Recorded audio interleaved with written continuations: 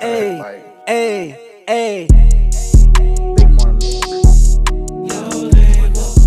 Hey, okay. Out to the paper, the grass is always greener. I don't do no labels, I call it how I see it.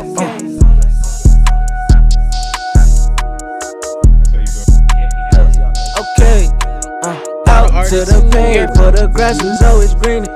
I don't do no labels, I call it how I see it.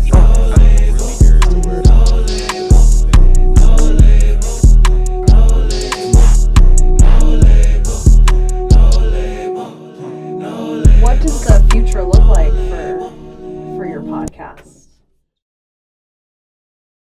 What are your top 5 business lessons you would give for anybody getting into the entertainment industry? In the entertainment, man. Well, lesson like one of the lessons is everyone thinks being signed to a label is like the save me. Like, oh yeah, they're gonna give me 100,000 or 200,000 or a million. People don't understand. They're not giving you that money because you're lit. They're giving you that money basically like a bank loan. You know what I'm saying? They know they're gonna get that money off the top before anyone gets paid.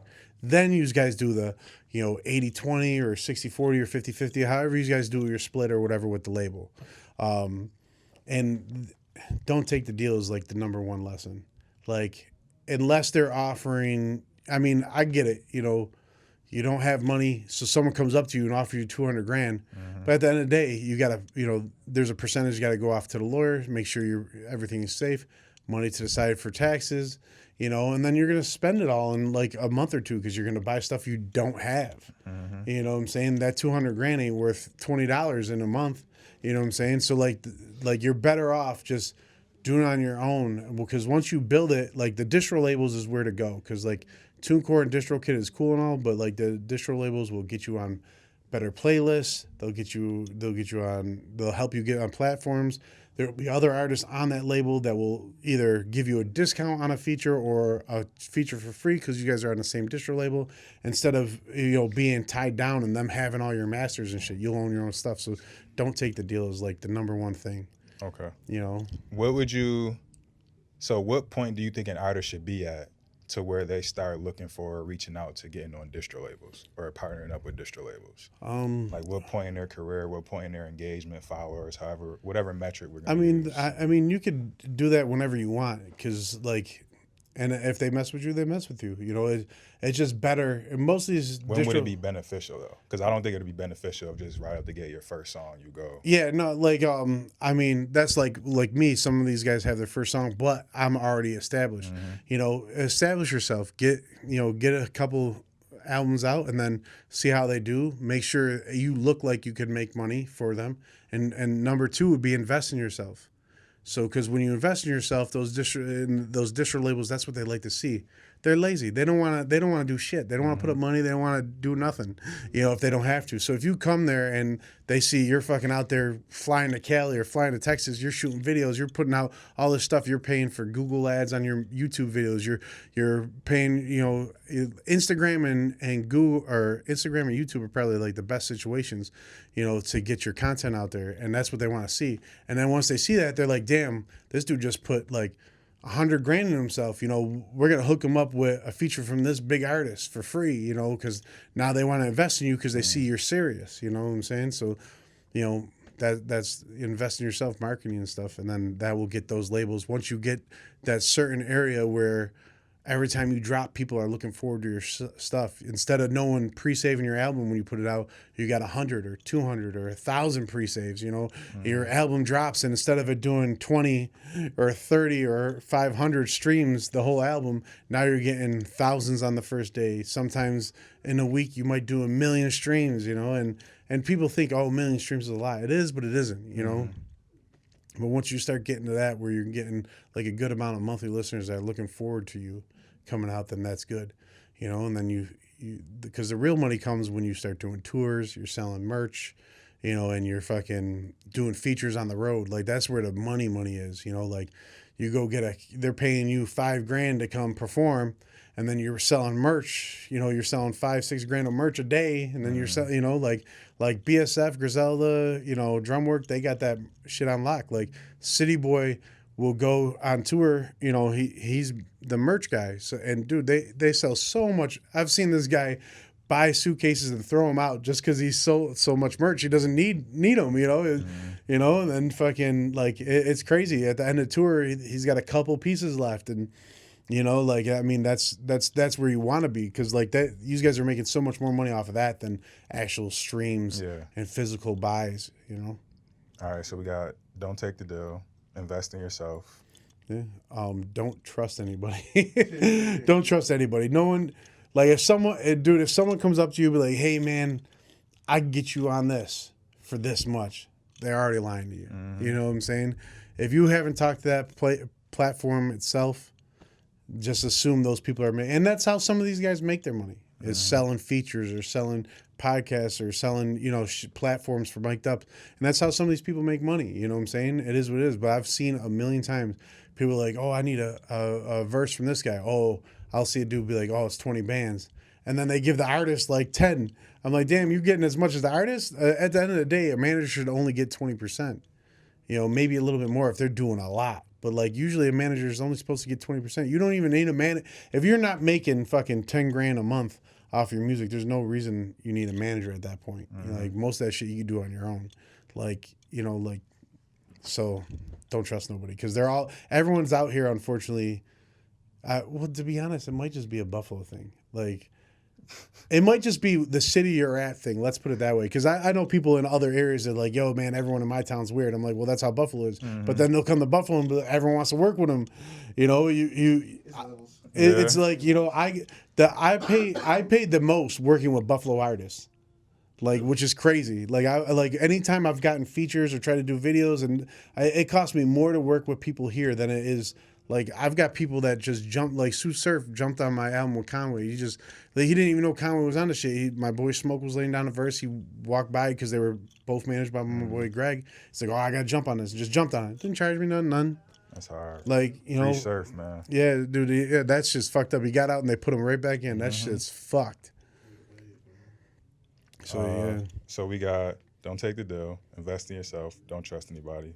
Need two more lessons for the people. 2 more lessons? Man, if you're an artist, some people can do it, some people can't. If you have a significant other, either keep them far away from it or don't have a significant other. Because I've seen so many people have girlfriend, boyfriend, wife, you know, whatever it is, and it usually gets all fucked up. You know, some of these guys, the minute you start getting bigger, money's flying in, girls are flying in, you know, like it's really hard to, you know, separate, you know, you're better off to be not with somebody, because, I mean, but then some people really don't give a fuck. So I guess, you know, but I wouldn't, if I was an artist, I would not have a significant other.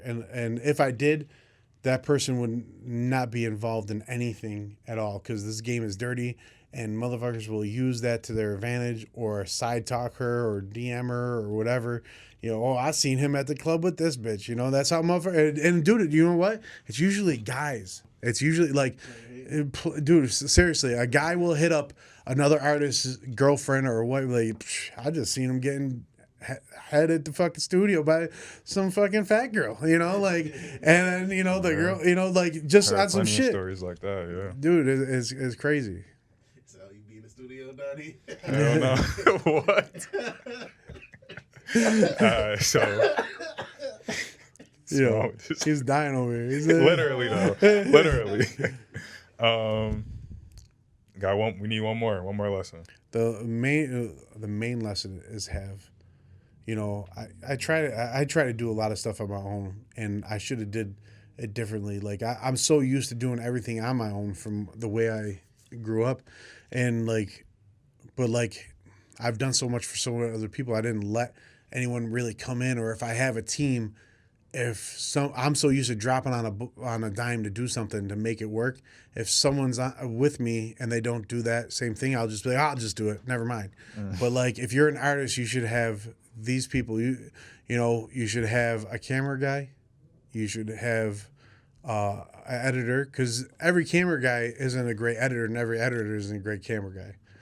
You know, a producer that could produce beats for you and engineer your recording session. And then if you got a homie that wants to be your manager, or you think you're at the time where you need a manager, get someone that's good and don't talk to nobody else. If someone hits you up for a feature or a show, you send them right to your boy and let him deal with it.